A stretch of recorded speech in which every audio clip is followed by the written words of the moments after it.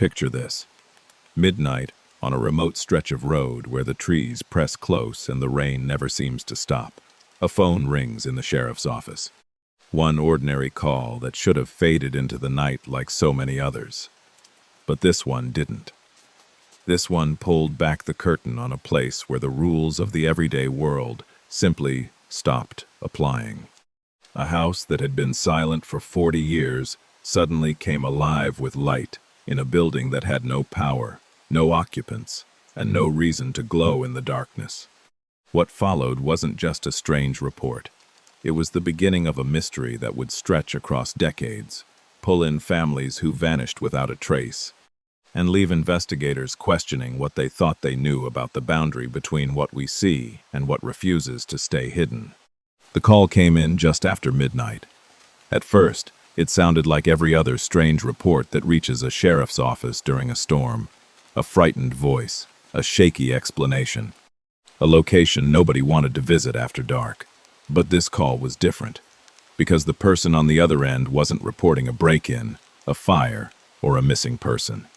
They were reporting lights shining inside a house that should have been completely dark, a house that had stood empty for 40 years, a house where nobody was supposed to be living, a house that, according to county records, no longer had electricity connected to it. The dispatcher asked the caller to repeat the address. The answer came back immediately. The old Whitmore property on Raven Hollow Road. For several seconds, neither person spoke. Outside the sheriff's office, rain hammered against the windows. Wind rattled loose branches. Thunder rolled across the hills surrounding the town. The caller's voice dropped almost to a whisper. "They're moving." The dispatcher frowned. "What do you mean?" "The lights. They're moving from room to room." At 12:14 a.m., 2 deputies were sent to investigate. Neither one expected the call to become anything more than a misunderstanding. Storms create strange reflections. People make mistakes. Abandoned buildings often attract trespassers. The deputies had responded to similar reports before. This would be a quick check, or so they believed. The drive to Raven Hollow Road took nearly 20 minutes. The storm grew worse the farther they traveled. Sheets of rain swept across the windshield. The narrow road twisted through dense forest. Visibility dropped to almost nothing. Even before reaching the property, both deputies noticed something unusual. The woods were silent. No insects, no frogs, no distant animal sounds. Only rain and the sound of tires cutting through water. Then they saw it. Far ahead, a glow, faint at first, then brighter. A warm yellow light shining through trees. The house. The caller had been telling the truth. Somebody had turned on the lights. The deputies parked near the rusted front gate. For a moment, neither officer exited the vehicle. The old house stood atop a low hill overlooking the road. Rainwater streamed down the cracked exterior walls. Several windows were broken. Parts of the roof had collapsed years earlier. Yet through the darkness, light shone clearly from inside. One upstairs window, one downstairs room, then another. The illumination shifted, almost as if someone carrying a lantern was walking through the structure. The deputies radioed their observations back to dispatch. Then they approached the property. The front door hung partially open. Wind pushed it gently against the frame, back and forth. The sound echoed through the storm. The deputies announced themselves. No answer. They entered. Their flashlights swept across dust-covered furniture and rotting floorboards. The air smelled of mildew and wet wood. Every room appeared untouched. No footprints. No signs of recent activity. No evidence that anyone had entered. Most disturbing of all, the lights were gone. Every room sat in complete darkness. The glow visible from outside had vanished. The deputies searched the entire structure. Ground floor, second floor, attic, basement. Nothing. No person, no animals, no generators, no electrical equipment. Nobody was there. By 1:03 a.m., the search was complete. The deputies prepared to leave. Then one of them noticed something hanging near the basement stairs. An old electrical inspection tag, weathered and faded. One date remained visible. 1978. The same year, county records listed the property's electrical service as permanently disconnected. The same year, the Whitmore family disappeared. The deputies returned to the sheriff's office, believing the mystery had ended. Someone had probably mistaken reflections for lights. Storm conditions could create unusual visual effects. There had to be a reasonable explanation. Then investigators pulled the property records, and what they found raised a question nobody could answer. According to county documentation, utility crews had removed every power line connected to the house decades earlier. Not disconnected, removed. The nearest active electrical source was over a mile away. Engineers later confirmed something remarkable. Even if someone had secretly entered the property, there was no functioning electrical system capable of powering lights anywhere inside the structure. The house should have been dark, completely dark. Yet multiple witnesses had reported seeing illuminated windows, and now 2 deputies had witnessed the same thing. At first, it sounded like a prank. Then investigators discovered something buried deep inside the property records, a collection of complaints dating back almost 40 years. Reports filed by different people, in different decades, under different circumstances, all describing exactly the same thing: lights appearing inside the abandoned house during storms. And that was only the beginning. The deeper investigators looked into the Whitmore journals, the stranger the story became. At first, the entries seemed ordinary: a family trapped by bad weather, a remote house, an increasingly powerful storm. But then, a recurring detail began appearing across nearly every page. A visitor, someone who kept showing up during the rain. The references were brief, often only a sentence, sometimes just a few words scribbled into the margins. Yet the presence appeared again and again. The problem was that nobody ever wrote a name. The father simply referred to the visitor as the man. The mother described a woman standing near the trees. The oldest child mentioned someone waiting by the road. The youngest child wrote about a friend who comes when it rains. Investigators assumed the family was talking about different people until they compared the dates. The descriptions were all written on the same nights, during the same storms, at the same hours. Whoever they were describing appeared to be the same individual. Yet every witness described a completely different person. Police examined every known resident who had lived near Raven Hollow Road. No match. They reviewed census records, property ownership records, hospital records, church attendance logs, employment files. Nothing. It was as though the visitor had existed only inside the boundaries of that road. Then, another discovery emerged. Several journal entries contained identical observations. The visitor never knocked, never arrived by vehicle, never left footprints. The visitor simply appeared. Always during storms, always after dark, always near the house. Investigators found a forgotten police report filed almost 20 years after the Whitmore disappearance. A second family had moved into a nearby property and reported seeing someone during storms, someone who matched none of the known residents, someone whose description changed depending on who was telling the story.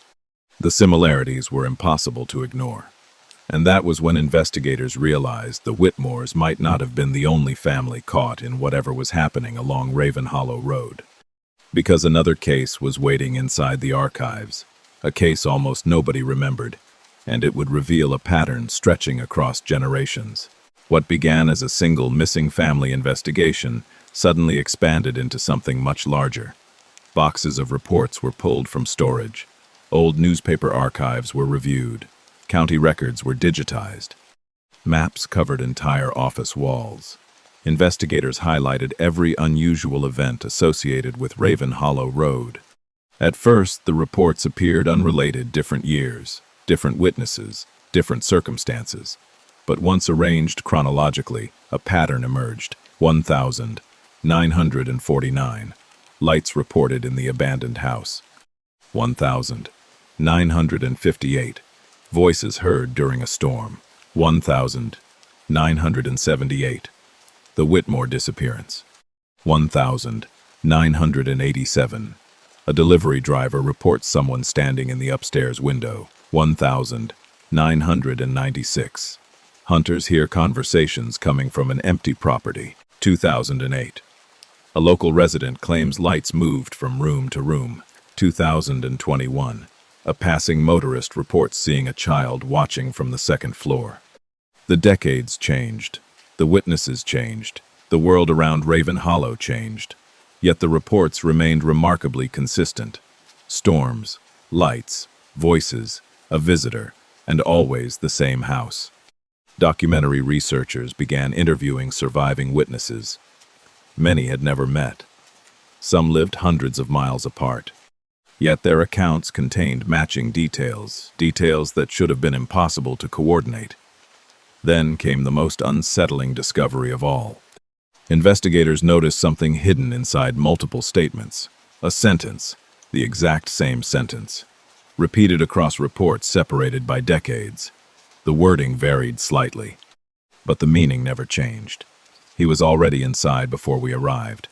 Nobody knew who he referred to. Nobody knew where the phrase originated. Yet it appeared again and again. Investigators uncovered a collection of recordings that may have contained the answer. The cassette tapes were discovered inside a damaged storage box, recovered from a hidden room. Most were covered in dust. Several had deteriorated beyond recovery. Others contained nothing but static, but a handful still worked. Audio specialists carefully restored the recordings. The first tape captured rainfall, wind, floorboards creaking, and occasional conversation. The voices belonged to members of the Whitmore family. At least at first, the recordings offered an unusually intimate glimpse into the final days before their disappearance. The father discussing repairs, the mother reading aloud, children talking in nearby rooms, ordinary moments frozen in time. Then strange details began appearing. Faint voices in the background, unidentified footsteps, brief sounds that could not be explained. Experts reviewed the tapes repeatedly. Most anomalies were dismissed as environmental noise, but one voice remained, a speaker who appeared on multiple recordings, a voice nobody could identify. The tone was calm, almost conversational, yet no known family member matched it. Even more concerning, the speaker seemed aware of the people recording. At one point, the unidentified voice appears to respond directly to a question asked in another room. Investigators searched for evidence of editing. None was found. The recordings appeared authentic, and according to audio experts, they had been created shortly before the family's disappearance. Then, a final tape surfaced. One investigators nearly overlooked. When experts played the final recording, the room fell silent. The voice belonged to a child. Researchers immediately noticed similarities to archived recordings of the youngest Whitmore. The same age, the same speech patterns, the same distinctive pronunciation of certain words. Yet there was a problem. A very serious problem. The cassette itself had been manufactured years after the family's disappearance. Multiple laboratories verified the date. The tape could not have existed when the child vanished. Investigators checked every possibility. Nothing fit. The evidence remained consistent. The tape was newer. The voice sounded older. And somehow both facts appeared true at the same time. Questions multiplied. Had someone been living on the property? Had investigators missed survivors? Had the family ever truly left? Near the end of the recording, another detail emerged. The child mentioned a location, not a room, not a nearby landmark, a place beneath the house, a place no official blueprint showed. That single reference launched the largest search in the history of the investigation. And what they found changed everything. Excavation teams arrived weeks later. Using ground-penetrating surveys, investigators scanned the property. Most results revealed nothing unusual. Then, one section beneath the foundation produced an anomaly. A hidden space, completely absent from county records. Access required removing sections of collapsed flooring. What investigators uncovered was not a bunker, not a tunnel, not a basement extension. It appeared to be an older structure buried beneath later construction. Inside were belongings that should have been discovered decades earlier. Clothing, books, personal items, boxes of documents, objects linked directly to the Whitmore family. Original investigators had never found any of them. The discovery forced authorities to reevaluate everything. Many assumptions surrounding the disappearance suddenly collapsed. Evidence suggested the family may have remained on the property longer than anyone realized. Certain records appeared incomplete. Witness timelines conflicted with official conclusions. The case was no longer a simple disappearance. It had become something far more complicated. Months of analysis followed. Eventually, investigators assembled the most complete reconstruction possible. Yet one final mystery remained unresolved. Because the strangest event occurred after the investigation officially ended, the case was eventually closed. Not solved, closed. Authorities published their findings. The public received answers to some questions. Many others remained open. For a while, interest faded. The headlines disappeared. Researchers moved on. The house stood empty once again. Then, 6 months later, another storm arrived. Heavy rain swept across Raven Hollow Road. Visibility dropped. Traffic nearly disappeared. Shortly after midnight, a driver traveling through the area contacted local authorities. The report was brief. Simple. Familiar. Lights were visible inside the old Whitmore house. Responding officers arrived. The building was empty. No occupants. No active power source. No obvious explanation. Just as before. The report joined dozens of others already sitting inside county archives. And today, Raven Hollow Road still exists. The house still stands at the edge of the forest. Storms still pass through the valley. And every so often, when heavy rain falls across the region, someone reports seeing a light shining from the upstairs window. Investigators searched for answers. Journalists searched for answers. Residents searched for answers. Yet one question remains. Who keeps turning on the lights? Because after all these years, nobody has ever been able to explain it. If this story kept you watching until the very end, make sure to leave a like and subscribe for more true horror stories and disturbing mysteries.